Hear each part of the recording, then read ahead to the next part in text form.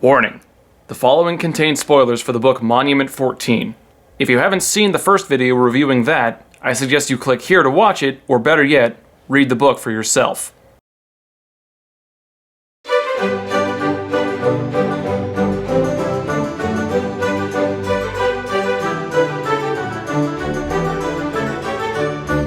Monument 14, Sky on Fire by Emmy Laybourne is the sequel to Monument 14, and it picks off immediately where the first book left off.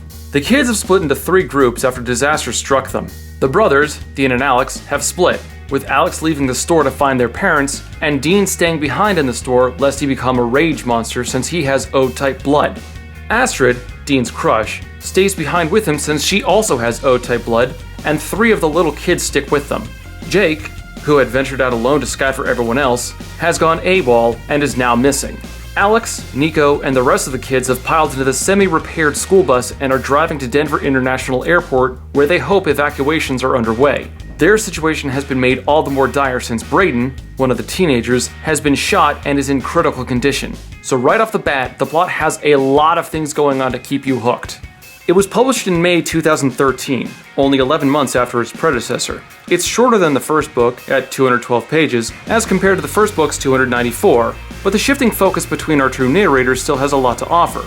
Unlike the first book, the narrative now switches between both Dean and Alex, giving their personal accounts and letting us see how each group is faring.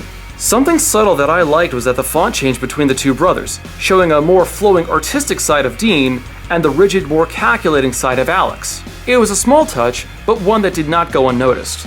Otherwise, the writing style largely remained the same between the two books. It still uses first-person perspective for each of the brothers and still has a plethora of cliffhangers for the readers. But the issues you read about in the first book pale to the disaster that the town outside has become. Unfortunately, the same writing problems that popped up in the first book make a return as well. Every now and then you get this awkward line or description that just seems like the author is talking down to you. For example, in Chapter 2, the first chapter narrated by Alex, he describes driving down the highway as, right before Castle Rock, there was a long stretch of open highway. Open meaning that there was one clear lane with no obstacles to go around. Yeah, thanks, Captain Obvious, I never could have grasped what you were talking about. But again, these moments aren't too frequent and don't do too much to distract you. As with a proper sequel, the question becomes whether or not the stakes can climb higher, building on what has happened previously. Well, the book does just that, with problems not only becoming larger in scope, but in risk as well. In the first book, most of the real danger was outside the store, so as long as they kept everything airtight, all the kids had to worry about was drama between each other and supplies lasting until rescue arrived. In this book, most of them are outside their safe zone in the thick of the danger where anything could pop up and kill them at a moment's notice.